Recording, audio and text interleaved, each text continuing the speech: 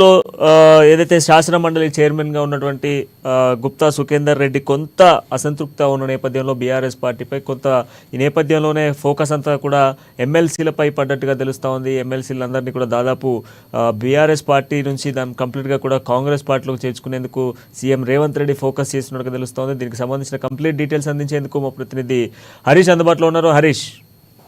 Right, thank you Pranay. Congress పార్టీకి సంబంధించి కూడా ఆపరేషన్ ఆకర్ష్ను స్పీడప్ చేసింది. ఇప్పటికే 17 మంది పైగా ఎమ్మెల్యేలకు సంబంధించి బీఆర్ఎస్ పార్టీకి చెందిన ఎమ్మెల్యేలు కాంగ్రెస్ పార్టీలోకి తీసుకొచ్చేందుకు కూడా వ్యూహాత్మకంగా వెళ్తున్న నేపథ్యంగా ఒక చర్చలు జరుగుతున్న నేపథ్యం కనిపిస్తుంది. ఇప్పటికే ఏదైతే ఉమ్మడి రంగారెడ్డి కావచ్చు, ఉమ్మడి హైదరాబాద్కి సంబంధించి మొత్తంగా ఆరుగురు ఎమ్మెల్యేలకు సంబంధించి కూడా బీఆర్ఎస్ పార్టీని వీడి కాంగ్రెస్ పార్టీలోకి వచ్చేందుకు సానుకూలంగా వ్యక్తపరుస్తున్నట్టుగా తెలుస్తున్న నేపథ్యం అనేది. దీంట్లో భాగంగానే ఇప్పటికీ 2 దఫాలుగా కూడా చర్చలు జరిగినట్లు తెలుస్తున్న నేపథ్యం కనిపిస్తుంది. ప్రధానంగా మొత్తంగా 15 మందికి పైగా ఎమ్మెల్యేల పైన కూడా కాంగ్రెస్ పార్టీ గురిపెట్టింది. ఎందుకంటే గత అసెంబ్లీ ఎన్నికలకు సంబంధించి కూడా బీఆర్ఎస్ పార్టీ ఇదే విధానాన్ని కూడా అనుసరించింది. అప్పుడు కాంగ్రెస్ పార్టీకి సంబంధించిన ఎమ్మెల్యేలను కూడా బీఆర్ఎస్ పార్టీలో తీసుకున్న నేపథ్యం అనేది. దానికి రిటర్న్ గిఫ్ట్ ఇచ్చేందుకు ఇప్పుడు సీఎం రేవంత్ రెడ్డి సన్నిద్ధమయ్యారు. దాంట్లో భాగంగా ఇక్కడ ఎమ్మెల్యేలు కావచ్చు, ఎమ్మెల్సీల పైన కూడా ఫోకస్ చేసిన నేపథ్యం కనిపిస్తుంది. మొత్తంగా అసెంబ్లీ సమావేశాలకు ముందే రిటర్న్ గిఫ్ట్ ఇచ్చేందుకు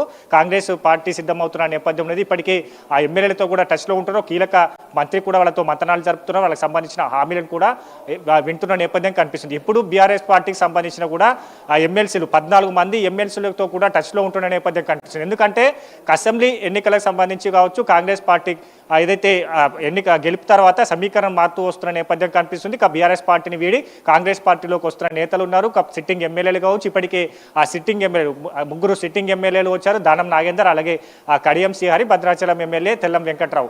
3 బీఆర్ఎస్ పార్టీకి సంబంధించిన సిట్టింగ్ ఎమ్మెల్యేలు వచ్చిన నేపథ్యం ఉన్నది. ఇప్పుడు ఎమ్మెల్సీ పైన కూడా ప్రధానంగా గురిపెట్టిన నేపథ్యం కనిపిస్తుంది. ఎందుకంటే మండలి చైర్మన్గా ఉన్న గుత్తా సుఖేందర్ రెడ్డికి సంబంధించి కూడా ఆయన తనయుడు గుత్తా అమిత్ రెడ్డి కాంగ్రెస్ పార్టీలో చేరడం జరిగింది. ఆయన అంటే అసెంబ్లీ ఎన్నికల నుంచి కూడా కాంగ్రెస్ పార్టీకి సానుకూలంగా వస్తున్న నేపథ్యం కావచ్చు, కాంగ్రెస్ పార్టీలో చేరుతాడు అన్నట్టు కూడా వార్తలు వచ్చిన నేపథ్యం కనిపించింది. కాబట్టి ఏదైతే కాంగ్రెస్ పార్టీ అధికారంలోకి వచ్చిన తర్వాత కూడా ఇప్పుడు అమిత్ రెడ్డి ఉన్నారు. ఇప్పుడు అసెంబ్లీ సమావేశాల్లో కాంగ్రెస్ పార్టీ కావచ్చు, కాంగ్రెస్ ప్రభుత్వం కీలకమైన బిల్లులు ప్రవేశపెట్టే నేపథ్యం కనిపిస్తుంది. కాబట్టి ఈ బిల్లులు అసెంబ్లీకి సంబంధించి కూడా శాసనసభలో ఆ బిల్లులు ఆమోదం పొందిన తర్వాత శాసన మండలికి వెళ్తాయి. కాబట్టి మండలిలో కూడా ఆమోదం కూడా తెలిపాలి. కాబట్టి ఇప్పుడు మెజార్టీగా బీఆర్ఎస్ ఎమ్మెల్సీలకు సంబంధించి కూడా శాసన మండలిలో ఉన్నారు.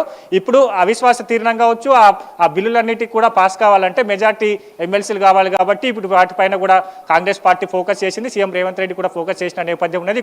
14 మంది ఎమ్మెల్సీలకు సంబంధించి వాళ్ళను కాంగ్రెస్ పార్టీలో చేర్చుకునేందుకు ఒక వ్యూహాన్ని రచిస్తున్నారు. ఎందుకంటే ఇప్పటికే కాంగ్రెస్ పార్టీకి సంబంధించి 4 ఎమ్మెల్సీలు కాంగ్రెస్ పార్టీకి కలిగి ఉన్నారు. 14 మందికి 18 మంది మొత్తంగా ఎమ్మెల్సీలు ఉంటారు. మరోవైపు సిపిఎం లెఫ్ట్ పార్టీలకు సంబంధించి కూడా కాంగ్రెస్ పార్టీకి మద్దతు ఇస్తున్నాయి. కాబట్టి మరోవైపు ఎంఐఎం సంబంధించి కూడా అసెంబ్లీ ఎన్నికల తర్వాత ఎంఐఎం కూడా సానుకూలంగా కాంగ్రెస్ పార్టీకి స్పందిస్తున్న నేపథ్యం కనిపిస్తుంది. సీఎం రేవంత్ రెడ్డితో కూడా ఏదైతే ఎంఐఎం అధినేత అసదుద్దీన్ ఓవైసీ కూడా మాట్లాడిన నేపథ్యం కనిపించింది. కాబట్టి వాళ్ళు కూడా ఎమ్మెల్సీలో మెజార్టీగా కాంగ్రెస్ పార్టీకి సంబంధించి కూడా ఆ బిల్లులకు సంబంధించి కూడా మద్దతు ఇచ్చే అవకాశం ఉన్నది. ఇప్పుడు ఈ 14 మంది ఎమ్మెల్సీల పైన కూడా టార్గెట్గా వెళ్తున్న నేపథ్యం ఉంది. వాళ్ళతో కూడా కీలక మంత్రి మాట్లాడుతున్నట్టుగా తెలుస్తుంది.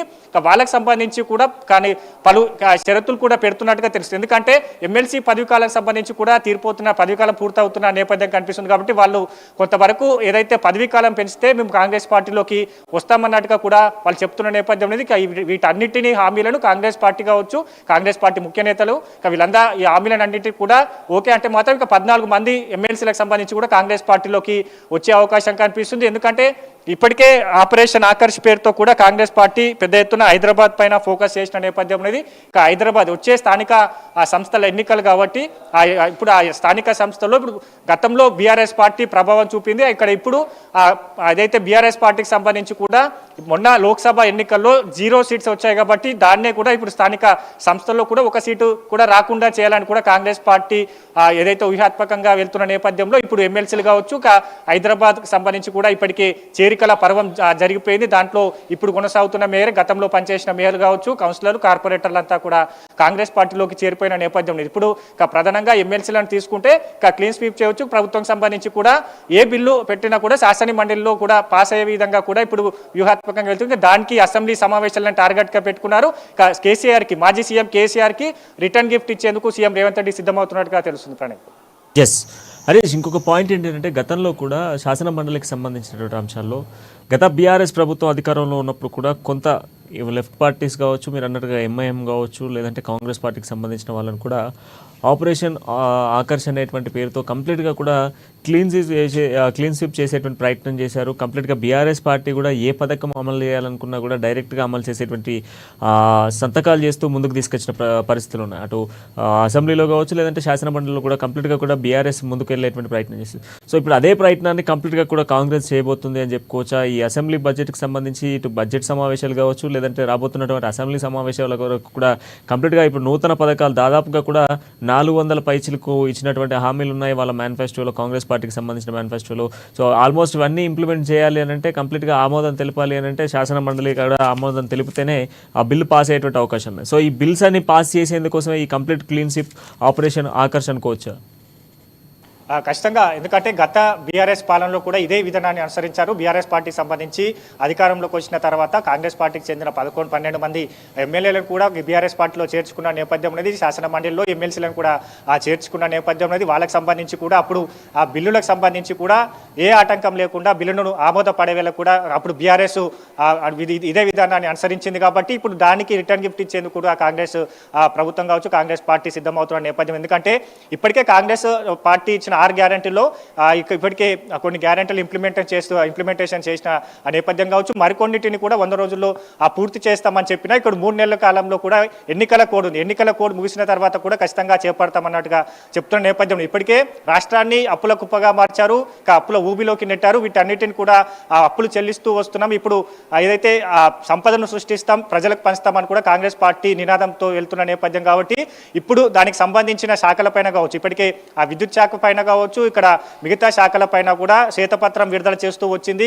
ఇక దాంట్లో గత ప్రభుత్వం అనుసరించిన విధానాలు కావచ్చు, గత ప్రభుత్వం రాష్ట్ర ప్రజాధనాన్ని ఎలా వృధా చేసిన దానిపైన కూడా శ్వేతపత్రాన్ని విడుదల చేశారు. ఇక వీటన్నిటిని కూడా గత అసెంబ్లీలో కూడా విడుదల చేసిన నేపథ్యం ఉన్నది. కాబట్టి ఇప్పుడు ఏదైతే కాంగ్రెస్ పార్టీ ఇచ్చిన హామీలు కావచ్చు, మేనిఫెస్టోలో ఇచ్చిన హామీలు కావచ్చు, ప్రజలకు సంబంధించి సంక్షేమ పథకాలకు సంబంధించిన ఏదైతే మిగతా వాటన్నిటికి సంబంధించి కూడా దానికి సంబంధించిన బడ్జెట్ను కూడబట్టే పనిలో పడ్డది. కాబట్టి ఇప్పుడు దానికి సంబంధించి కూడా అసెంబ్లీలో పలు కీలకమైన బిల్లులు పెట్టే అవకాశం ఉన్నది. ఇక దానికి సంబంధించి కూడా శాసన మండలిలో కూడా ఆ బిల్లుకు ఆమోదం పడాలి. కాబట్టి దాంట్లో ఎలాంటి ఆటంకం ఏర్పడకుండా కూడా ఇట్లాంటి వ్యూహాత్మకంగా వెళ్తున్న నేపథ్యం ఉంది. ఇప్పటికే 17 మందికి పైగా ఎమ్మెల్యేలు టచ్లో ఉన్నారు. వాళ్ళకి సంబంధించి కూడా ఇప్పటికే బీఆర్ఎస్ పార్టీకి సంబంధించి రాష్ట్రంలో బలహీన పడ్డది. బీఆర్ఎస్ పార్టీని కూడా వీడుతున్న నేపథ్యం కనిపిస్తుంది. ఇక సిట్టింగ్ ఎమ్మెల్యేలతో పాటుగా ఏదైతే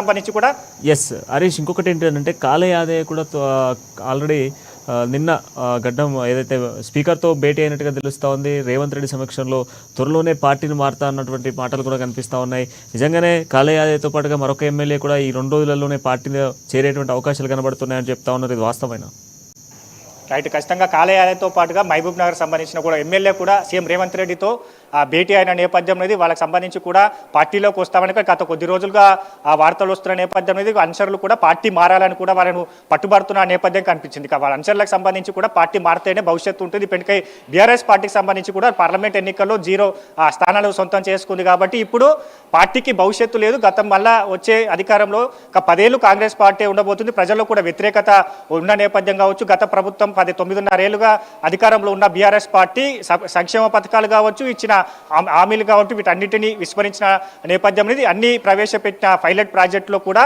30% కమిషన్ తీసుకున్నట్టుగా కూడా వార్త ఆరోపణలు చేసిన నేపథ్యం, స్వయంగా మాజీ సీఎం కేసీఆర్ వాటిని ఒప్పుకున్న నేపథ్యం కనిపించింది. కాబట్టి ఇదే ప్రజల్లో వ్యతిరేకత వస్తున్న నేపథ్యంలో వాళ్ళ భవిష్యత్తును ప్రశ్నార్థకంగా మారింది, భవిష్యత్తును వెతుక్కుంటున్నారు. కాబట్టి కాంగ్రెస్ పార్టీతోనే పార్టీ వీడాలని కూడా అనుచరులు కూడా పట్టుబడుతున్న నేపథ్యంలో మరికొంతమంది మొత్తంగా అంటే 15 మందికి పైగా ఎమ్మెల్యేలు టచ్లో ఉన్నారు.